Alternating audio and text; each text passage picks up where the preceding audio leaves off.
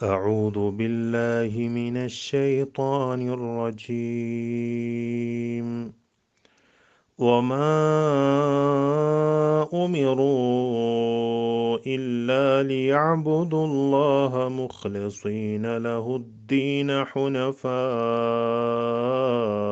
ويقيموا الصلاة ويؤتوا الزكاة وذلك دين القيمة. അസ്സലാമു അലൈക്കും വറഹ്മത്തുള്ളാഹി വബറകാതുഹു. പ്രിയമുള്ള തജ്വീദ് പഠിതാക്കളെ, സുഹൃത്തുക്കളെ, സൂറത്തുൽ ബയ്യിനയിലെ 5-ാമത്തെ ആയത്താണ് ഇന്ന് നിങ്ങൾ കേട്ടത്. ഇൻഷാ അല്ലാഹ് ഈ 5-ാമത്തെ ആയത്തിൽ നിന്ന് നമ്മൾ ഇന്നൊരു നിയമം പഠിക്കുകയാണ്. മദ്ദിനെ കുറിച്ചാണ് നമ്മൾ പഠിക്കുന്നത്. എന്താണ് മദ്? മദ് എന്ന് പറഞ്ഞാൽ അതിൻ്റെ അർത്ഥം നീട്ടുക എന്നുള്ളതാണ്. അത് നമ്മൾ മുമ്പ് പഠിച്ചിട്ടുണ്ടായിരുന്നു.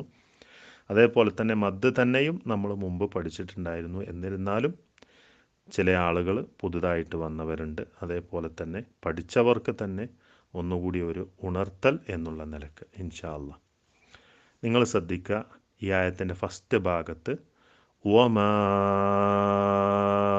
ഉമിറൂ ഇല്ലാ വമാ ഉമിറൂ അല്ലേ? എന്താണ് മദ്? മദ് എന്ന് പറഞ്ഞാൽ പല ആൾക്കാരും പറയാറുള്ളത് അതിൻ്റെ മുകളിൽ മദ്ദിൻ്റെ ഒരു ചിഹ്നം ഉണ്ട്, അതുകൊണ്ടാണ് അവിടെ നീട്ടാനുള്ളത്. അങ്ങനെയല്ല, ശരിക്കും ശ്രദ്ധിക്കുക. വളരെ സിമ്പിളാണ്. മദ്ദിൻ്റെ ഹർഫുകളായ അലിഫ്, വാവ്, യാ, അത് മദ്ദിൻ്റെ ഹർഫാണ്.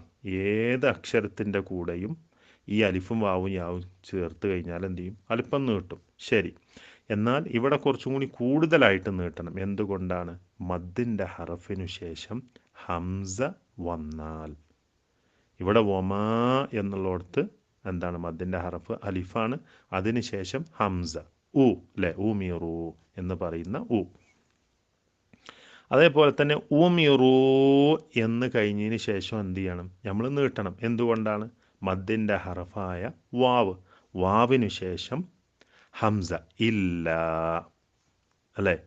അപ്പോൾ അവിടെ 2 സ്ഥലങ്ങളിലും എന്ത് ചെയ്യണം? നമ്മൾ നീട്ടി ഉച്ചരിക്കണം. 3 4 ഹറക്കത്തിൻ്റെ അളവിൽ അവിടെ നീട്ടണം. ഇതിനാണ് മദ്ദുൽ മുൻഫസുൽ എന്ന് പറയും. മനസ്സിലായി? എന്നാൽ അതേപോലെ തന്നെ മദ്ദുൽ മുത്തസിലുണ്ട് അടിയിൽ. നിങ്ങൾ നോക്കുങ്ങൾ, ഹുനഫാ ലഹുദ്ദീന ഹുനഫാ. അവിടെ എന്താണ്?